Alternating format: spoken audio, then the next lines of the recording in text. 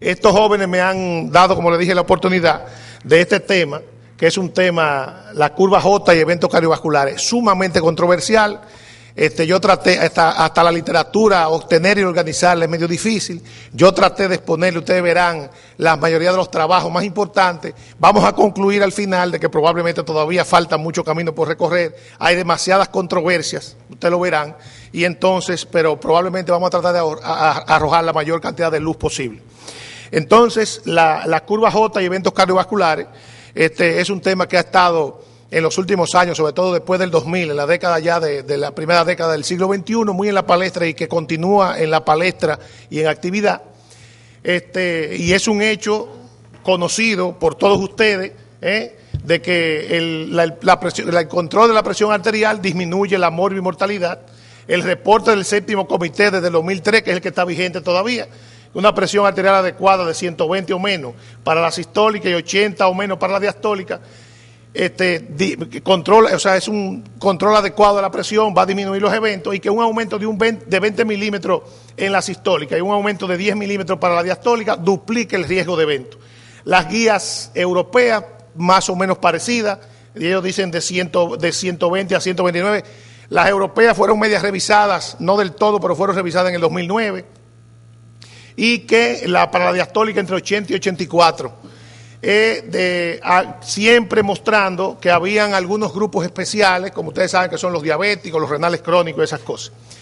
Esto llevó a que en el 2004 la Sociedad Británica de Hipertensión se atrevió a decir de que recomendaba que cuanto más baja, mejor la presión arterial. Pero todo esto comenzó, desde mucho tiempo atrás comenzaron a haber controversias en cuanto a la curva J y la presión arterial. Y es que desde el 79, Stewart comenzó a ver, y lo publicó en Lancet de ese año, en su primer trabajo, que una disminución excesiva de la presión arterial, sobre todo diastólica, se relacionaba con un aumento de muerte por enfermedad arterial coronaria, con lo que se comenzó a hacer, a notarlo, la denominada curva J, ahí fue donde surgió el tema. Y en lo adelante, esto ha sido una materia de amplio debate, como ustedes lo van a ver, y de mucha controversia en los trabajos que vamos a presentar. ¿Cuál es la definición de curva J? Porque ya muchos estarán diciendo, pues ya habló de curva J un rato, pero no sabemos la definición definitiva. Se define la curva J como el riesgo no lineal de un incremento de los eventos cardiovasculares, llámese enfermedad coronaria con infarto, evento vascular cerebral y falla cardíaca, asociada a una reducción de la presión arterial diastólica. Se han explicado tres teorías para lo de la curva J. El fenómeno de la presión de pulso, el fenómeno el epifenómeno, o que es una causalidad reversa, y el fenómeno de la reserva coronaria disminuida. En la curva J de rigidez arterial de la presión de pulso, se ha visto que definitivamente en la medida que avanza el tiempo, en la edad cronológica de nosotros como humanos, pues la presión de pulso va aumentando y lo que es el índice de presión diastólica sobre presión sistólica va declinando. Es decir, tenemos más presión sistólica. Generalmente la presión sistólica va aumentando y nos va disminuyendo un poco la presión diastólica, por tanto se amplía el pulso, ¿no? Entonces hay un pulso aumentado. Entonces se ha visto que aparentemente es debido a la rigidez arterial que se va provocando y que se ha visto que entonces los pacienticos más avanzados, por encima de 50 años, más que la misma presión arterial sistólica como tal, la presión de pulso es el predictor más importante de eventos que la propia presión arterial sistólica. Y que en cambio en los menores de 50 años sí la presión arterial diastólica es la más importante para predecir eventos cardiovasculares. Entonces lo que nos lleva a nosotros a pensar de que la rigidez arterial es importante y se comenzó a ver desde los estudios de Framingham. En el estudio Framingham se notó que los pacientes que le iba peor eran los pacientes, sobre todo que iban más envejecientes y que tenían presiones de pulso mayor de 45 milímetros de mercurio y que tenían una presión arterial diastólica por debajo de 80 milímetros de mercurio. El fenómeno de la causalidad reversa, lo que tratan de explicar con esto es que la curva J es un fenómeno secundario a diversas enfermedades en aquellas donde hay disfunción cardíaca. Y se habla de causalidad reversa cuando la enfermedad que aparece como tal, en este caso sobre todo el infarto agudo del miocardio, reduce el riesgo primario, en este caso lo de presión sistólica y presión diastólica. O sea, el paciente que ya tuvo infarto, entonces la presión como tal no es lo más importante para predecir eventos, sino que ya la enfermedad cardíaca como tal, cuando se crea disfunción cardíaca de una u otra manera. Esto se pudo ver sobre todo en el estudio Value, que se presentó en hipertensión, se publicó en hipertensión en el 2008, donde los pacientes con infarto y presión arterial sistólica sostenida menor de 100 tuvieron más y peores eventos, lo que era mayor con los que tenían mayor incidencia de onda Q, o sea, mientras más onda Q tenían, más grande la masa muscular dañada. Esto puso de manifiesto que la disfunción cardíaca, o sea, era lo que peor le iba, lo que puso de manifiesto que la disfunción cardíaca en estos casos, con la disminución de la presión secundaria, era importante, muy importante para esto. O sea, pero que más que la presión sistólica baja, no era la presión como tal, sino que era la disfunción cardíaca aparentemente, el problema más importante. Y en la tercera explicación, que es lo de la curva J con la reserva coronaria, ustedes saben que las coronarias se llenan en diástole y que el corazón aparentemente es más vulnerable en este momento a la isquemia. Entonces se cree que una disminución potente de la presión arterial reduce la isquemia, produce isquemia en diástole. Por eso se ve que pacientes que tienen hipertrofia ventricular izquierda, nosotros pueden desarrollar isquemia sin tener estenosis arterial. Entonces hemos tenido pacientes que tienen isquemia y lo que tienen es hipertrofia y no tienen, cuando usted le hace la coronariografía, no tienen isquemia. El paciente se presenta con datos clínicos y electrocardiográficos de isquemia. Las evidencias.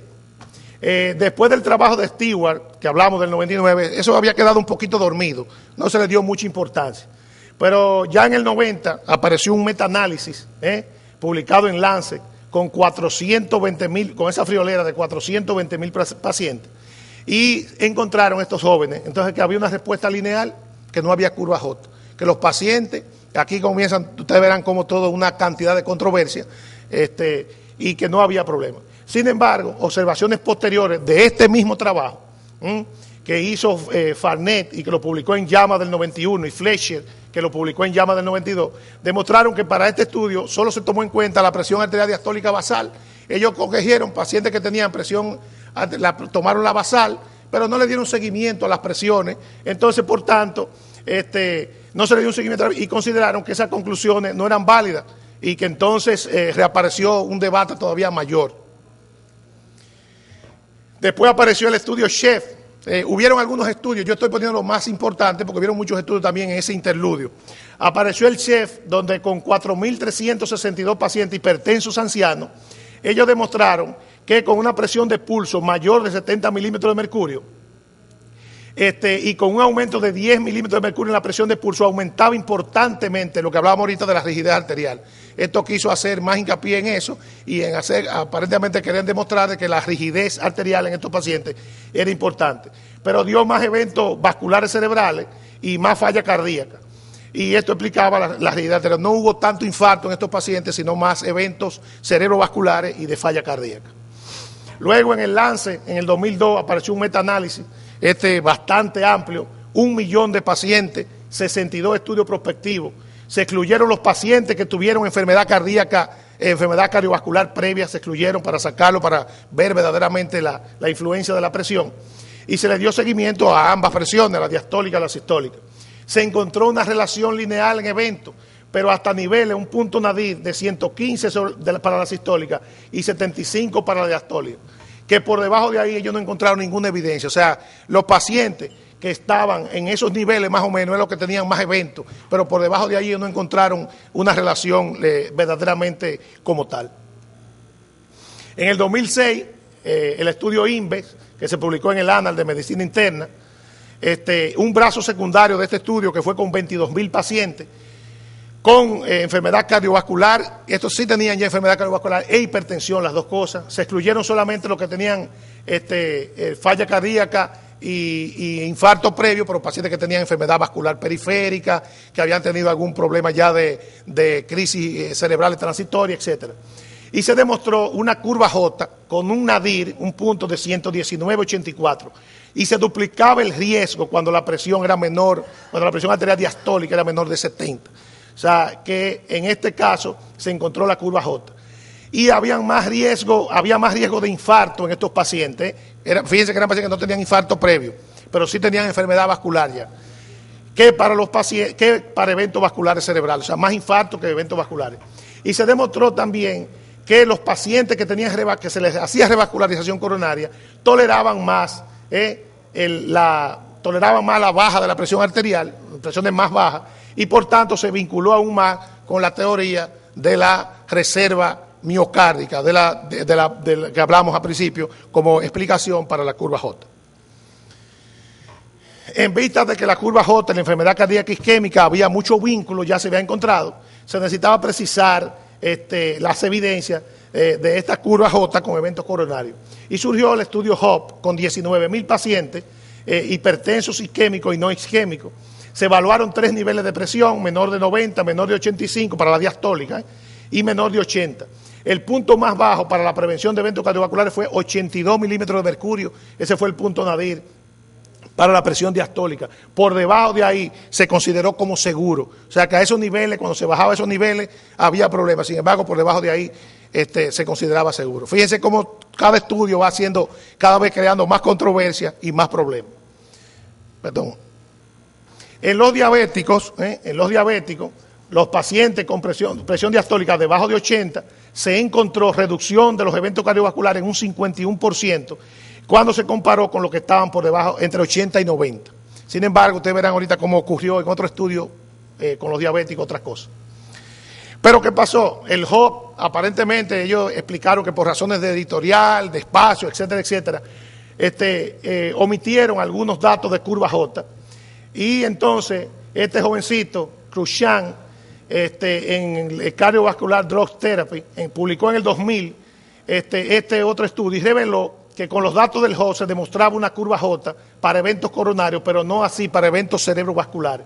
Ellos revisaron de esos pacientes, 3.080 pacientes, y encontraron que un 22, con los mismos datos del HOPE, que había un 22% de aumento de los pacientes si la presión arterial diastólica era menor de 80 y no cuando estaba entre 80 y 85. O sea que si estaba entre 80 y 85 la diastólica, los pacientes prácticamente no tenían gran cantidad de eventos, pero cuando bajaba de 80 sí ocurría.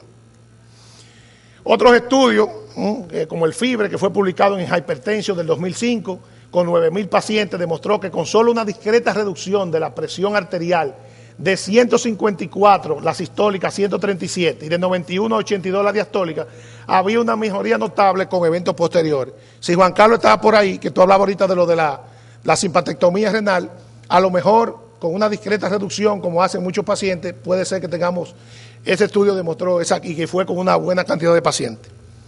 Entonces, también apareció el estudio ACOR, que se fue con 10.000 pacientes, que se publicó en el New England Journal of Medicine en el 2010.